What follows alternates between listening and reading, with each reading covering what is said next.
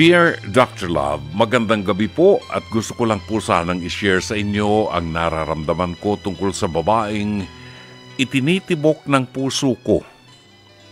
Sa ganitong paraan, malalaman ko po ang pwede kong gawin mula sa payo ninyo.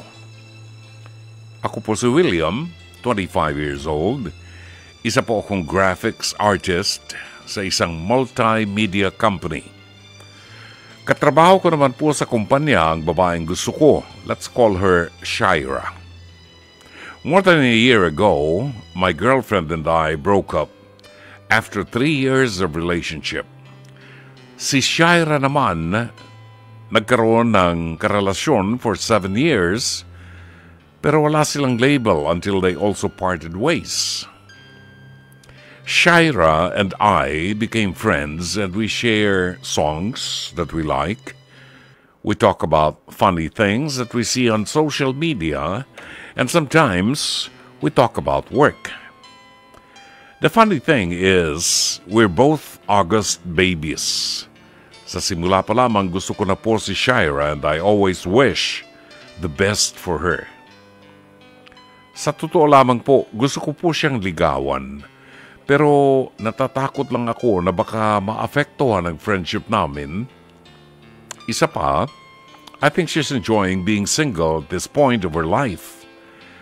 Gusto ko nga rin pong samahan sa nightly jogging siya, pero nahihiya rin po ako. Hindi naman po ako nagmamadali, Dr. Love, pero at this point, gusto ko na rin kasing magmahal ulit. And with a girl whom I want to spend the rest of my life with. Na-imagine ko rin po na kasama siya sa road trip sa Baguio, Tagaytay, or La Union, or even abroad. I also imagine us having coffee in different coffee shops, watch Netflix together, and so on and so forth. Mahilig din po kasi siyang magkape at willing ko siyang ipagtimpla ng coffee ala William for the rest of her life. At dahil mahilig din siya sa online games, we can always play together until we grow older together.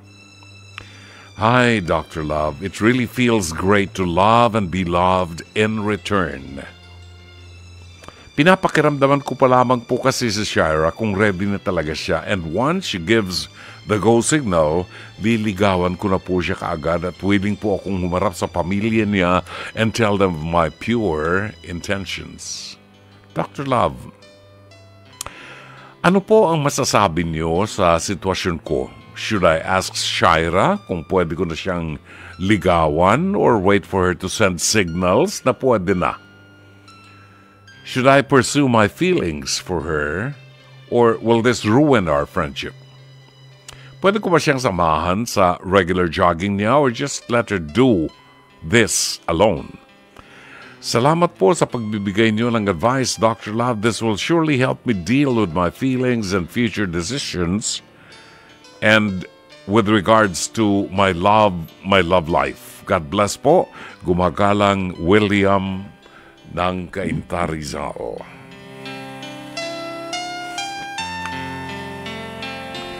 Maraming salamat sa iyo, William. Binabasa ko yung liham kasaysayan ni William. Parang 16-year-old boy, 18-year-old boy na nagsisimulang umibig. Mga klase ng sulat niya. Nakakatuwa.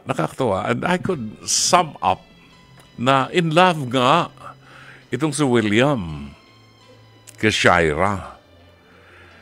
Dito na kuhang atensyon ko, nai-imagine ko rin siyang kasama sa road trips to Baguio, Tagaytay, or La Union, or even abroad. Aba, meron pa siyang mga tukoy niya yung mga lugar.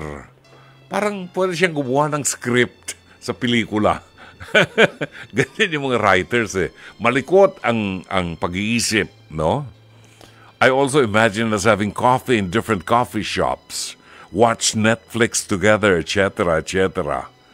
Mahilig pa rin po siyang uminom ng kape, kaya willing ko siya ipagtimpla ng kape ala William for the rest of her life. I wish, sana hindi magbago. Pero lahat nagbabago Oo, lalo kung matagal na kayo nagkasama. Pero, ano ang mga pangarap ni William? Ang gaganda ng mga pangarap niya. At kung ikaw ang babae, ma-flatter ka pag ganito lumiligaw sa'yo. Di ba? Ma-flatter ka pag ganitong lumiligaw sa'yo.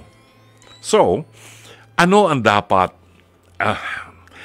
Alam mo, William, ang sarap mangarap at marami kang papangarapin. Marami ka pang papangarapin. Kasi mahal na mahal mo yung babae, di ba? Kaya lang, naghihintay ka ng go signal. Hinihintay mo yung babae na magbigay ng go signal sa iyo para masimulan mo na ang panliligaw sa kanya. Di ba? So, alam mo, William, may sa mga sundalong Amerikano, meron silang kasabihan, no guts, no glory. No? Sa Air Force yata, no guts, no glory. So, kinakailangan talaga ay you take a chance. Sabihin mo ang nararamdaman mo sa kanya. Huwag kang maghintay ng go signal. Hindi yan kagaya ng mga aso na pardon me, Senator Robin Hood, ha? Hindi yan kagaya ng mga aso na naghihit, di ba? Na naghihintay ng go signal doon sa babae kung kailan tatalikod sa kanya yung babae at saka siya, yun. Pag merong pagkakataon, sabi nga ni Jake, yung ating producer, pag merong pagkakataon, seize the moment. Yun ang maganda. Seize the moment. Huwag mong hintayin yung go signal niya. Huwag mong hintayin kung kailan siya mag-hit. Sabihin mo kaagad sa kanya kung ano ang nararamdaman mo. You will have to take the chance. Pag hindi mo sinabi sa kanya at maghihintay ka lang ng go signal, baka mauna yung iba na makakita ng go signal at maunahan ka pa. Ang laking depression yan sa'yo pag nagkataon. Ganyan ako nung araw nung ako'y hindi pa ako nanliligaw. Meron akong crush na babae nung ako'y nasa high school sa Pasig. Wow! Ano nga apelido ng babaeng yun? Espanyola. Oo. Walang banggitan ng pangalan, ha? Ang apelido niya, Espanyola. Wow! Pag nakikita ko sa Rizal High School, talagang parang lumilipad ako pag nakikita ko. Kapitbahay ko lang yun, ha? Kapitbahay ko. Ang ganda niya. Gustong-gusto ko yung mukha niya. Hindi ako nanliligaw kasi natatakot ako na baka mabasted ako kasi ang pangit ko Mukha akong butiki nung araw wala akong achievements. Anak mahirap lang ako. Kaya, mahihain ako. Nagkakating classes pa. Bumagsak pa ako sa mathematics. Alam ba ninyo, maikwento ko lang, mahaba pa naman ng oras. Kapapanood ko ng shooting ni Fernando Poe Jr. dyan sa Pineda, Arkong Bato. Bumagsak ako sa mathematics. So, teacher Lito. Nang malaman ng tatay ko na bumagsak ako sa mathematics, sabi ng tatay ko, tumigil ka ng pag-aaral mo. Pinatigil ako ng pag-aaral ng 1 year. Diyos ko. At alam mong ginawa ng tatay ko, binantayan ako. Iginawa ako ng tatay ko ng shoe shine box. At ginawa niya akong limpia bota. Alam mo yung limpia bota? Shoe shine boy? Oo. Dinala niya ako doon sa isang barbershop at pagkatapos, ikinuha niya ako ng pwesto ron. Sige, maglimpia bota ka. Talagang doon sa may bangketa para makita ko yung mga classmate ko sa high school na dumadaan at ako naglilimpia bota. Oo. So nakita ko, lumuluha ako nun talaga, nakita ko yung halaga ng pagpapaaral sa akin. See? Naikwento ko lang kasi ang buhay ko ganyan Hindi naman kami anak mayaman Hindi ko naman akalain na susweldo ko ng 500,000 piso dito sa buwan. Anyway, balikan natin ang kwento ni William ng Kainta. I can relate to you kasi nga nung araw, wala akong self-esteem. Wala akong self-esteem. Mahihain ako. Pag may nakita akong babae, ligaw tingin lang. Parang si Direct Shake Mamaril. Ligaw tingin lang siya. Miski hanggang ngayon, pag may nakikita magandang babae, titingin-tingin lang sa side na gano'n, no? Hindi yung makikitang, tumitibok ang puso niya. Gano'n. Gano'n ako nung araw. Now, nung ako'y mapunta na sa radyo at meron nang nagsasabi sa akin na mga fans na, alam mo, Brother June, ang ganda ng boses mo, ang ganda ng lalaki mo, tall, dark, and handsome ka. Aba, lumakas naman ang loob ko. Nanligaw naman. Nanligaw. Di ba? O, sinamantala. Ayan. So, anong aral lang po pwede kong sabihin sa iyo, William? You're 25 years old already and I know, I can sense it that you're serious. Mahal na mahal mo itong babaeng ito. Kasi nga, ultimong pagkakape, nasa isip mo, palagi mong ipagtitimpla mo siya ng kape, nag-hallucinate ka na, nag-dreams ka na kasama siya sa mga road trips ninyo, sa Baguio, Tagaytay, sa La Union. May mga lugar pa. Ba't di kayo sumama sa aming pilgrimage sa Holy Land? Sumama kayo sa Europe, sa pilgrimage namin sa October, di ba? Ngayon, ang mahalaga rito, sabihin mo sa kanya. Huwag kang matakot na baka mawala yung pagkakaibigan ninyo. Walang kinalaman yun doon. Kung kaibigan ka niya, mafa-flatter pa nga siya pag sinabi mo sa kanyang you're in love with her. You know? Ang mahalaga, nasabi mo sa kanya. Okay? At kung matapos mong sabihin sa kanya ay sumang-ayon siya na maging magsyota kayo, huwag ka nang papayag na walang label. Yung mga walang label na yan. Kawawa mga babae dyan.